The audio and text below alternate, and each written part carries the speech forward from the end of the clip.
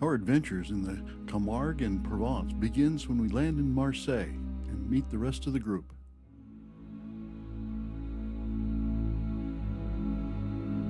From Marseille, we drive across the Camargue, the estuary of the Rhône River, to Aigues Mortes. Our home for the next 3 days is Villa Mazarin. It's a 4-star boutique hotel inside the walls of Aigues Mortes. It feels very comfortable, like it's been here for a very long time, but the amenities are thoroughly modern. It's time for dinner. We walk through the small town and note all of the photo opportunities. Dinner is at the appropriately named Restaurant Le Camargue. Even the plates celebrate the famous Camargue horse. Wolfgang welcomes us to the Camargue and lays out the plans for the next days. Then we dig into a family-style dinner with beautiful vegetables, bull sausage, and bull stew, all accompanied by guitar music.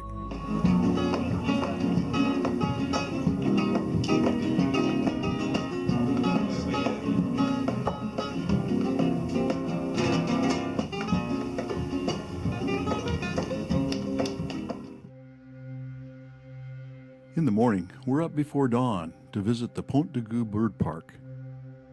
We're here well before the park is open to the public, and the flamingos are just arriving too.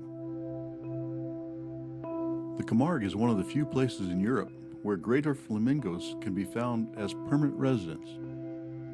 The large briny lagoons are their favorite habitat.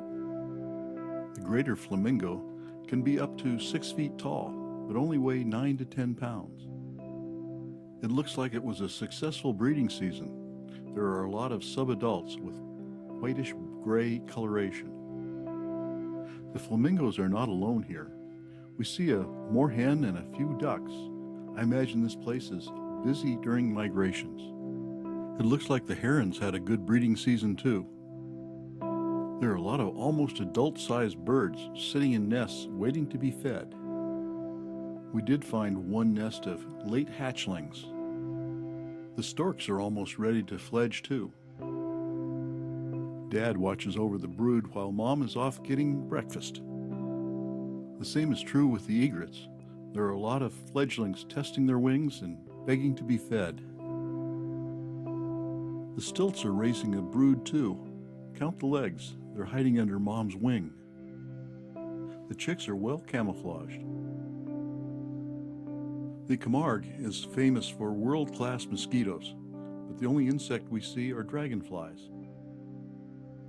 Back in Aigues Mortes, we have breakfast and then scout out the town, especially the medieval walls that surround it. Then it's time for a nap. In the late afternoon's golden light, it's time to learn about the Camargue bull and the guardians. These cattle are native to the Camargue and are raised here in semi-feral conditions.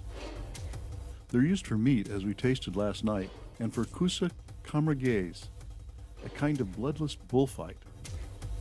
The object is for the raseteur to grab the ribbons from the head of the bull. The crowd is rooting for the bull, who usually leaves the ring uninjured. The same is not true for the raseteurs. The guardians are the cowboys and cowgirls of the Camargue.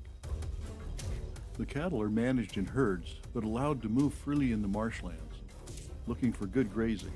No additional feed is provided. The role of the guardian is to look out for injured animals and other emergencies and to round up the cattle once a year for branding and culling the herd. Today, the guardians have rounded up a group of young bulls for our photo shoot.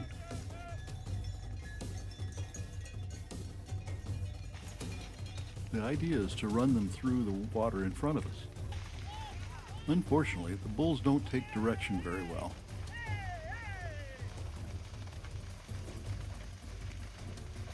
Many of the runs end up with the bulls going off in a direction of their own choosing. But we still managed to get some interesting shots with backlit bulls and guardians and a spray of water.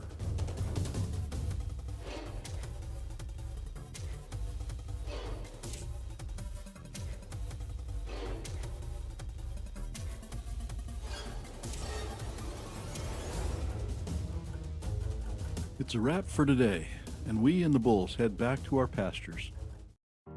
We're up before dawn again. This time we're on the Mediterranean shore to catch the sunrise and to meet Ramses, a very handsome Camargue stallion. He's been trained for dressage.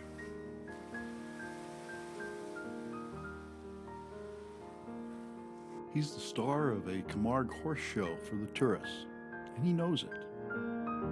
For us, he puts on a special show in this natural setting.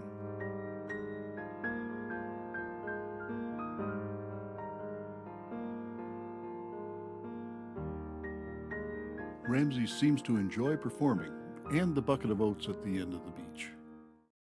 Then back to Villa Mazarin for breakfast.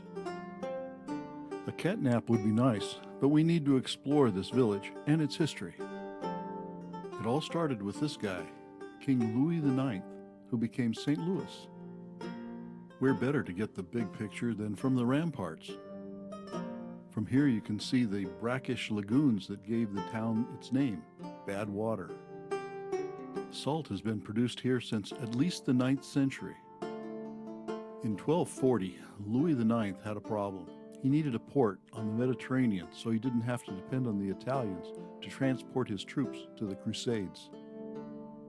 He built Constance Tower to house the garrison in 1272. His son, Philip III, ordered the walls built, and they were completed in 1302. Louis IX departed twice for the Crusades from here.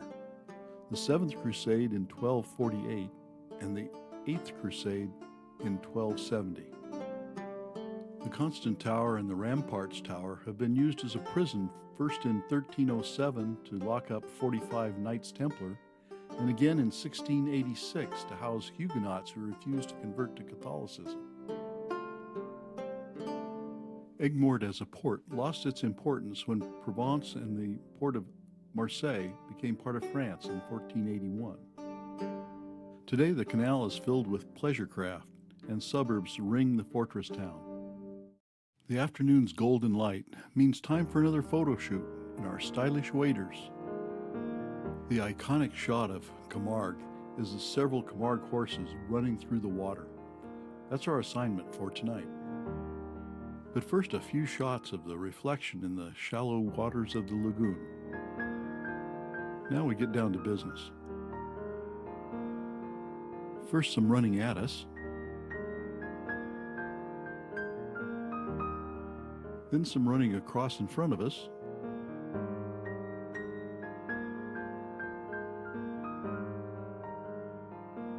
I wonder if the horses or the guardians are getting tired. Apparently not, or at least nothing a good roll in the sand won't cure. Now it's into the deep water of the Mediterranean.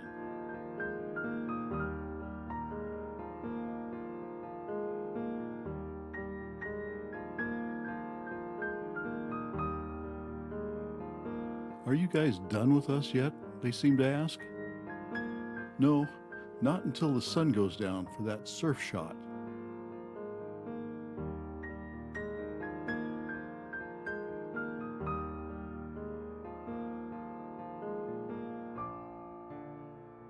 And a little showing off. Now I think everyone is tired, and I for one am ready for a gin and tonic and bed. The wake-up call is 4 a.m. We're back to the lagoons for daybreak. These two stallions are the subject of the morning photo shoot. They're supposed to put on a show of sparring for us. But the best we can do is a half-hearted kick. It seems that, at least for today, they're the best of friends. In any case, they're handsome animals and well worth photographing against the shoreline background.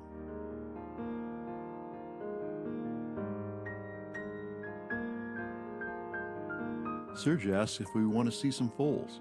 Of course we do. While all Camargue horses are white at maturity, the foals are various shades of brown to black. As they mature, the hair coat becomes more intermingled with white until they are completely white. The origins of the Camargue horse are unknown, but is generally considered to be one of the oldest breeds in the world. For centuries, the horses lived wild in the harsh marshlands of the Camargue. Here they developed the stamina, hardiness, and agility they're known for. Like the cattle, they live semi-feral in the marshes. In fact, to be registered as a Camargue horse, a foal must be born out of doors in the Camargue. This gentle, intelligent horse is the only breed used by the Guardians. Sherry's found a new friend. After breakfast, we have a little more exploring to do. There's a farmer's market just outside the city gate. As expected, the produce is beautiful.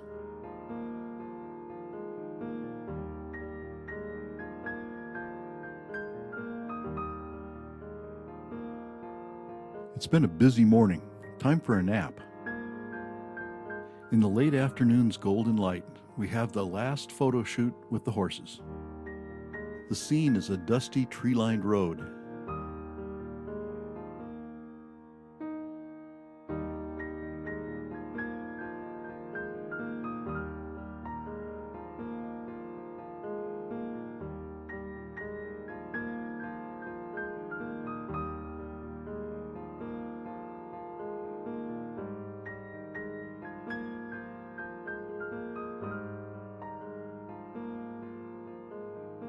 Then we move to a trail just off the road for more dusty shots.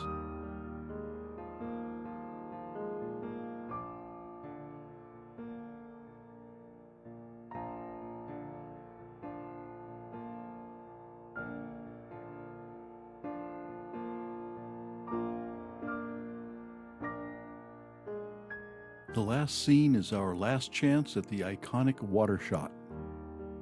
The horses must be a little tired from all that running.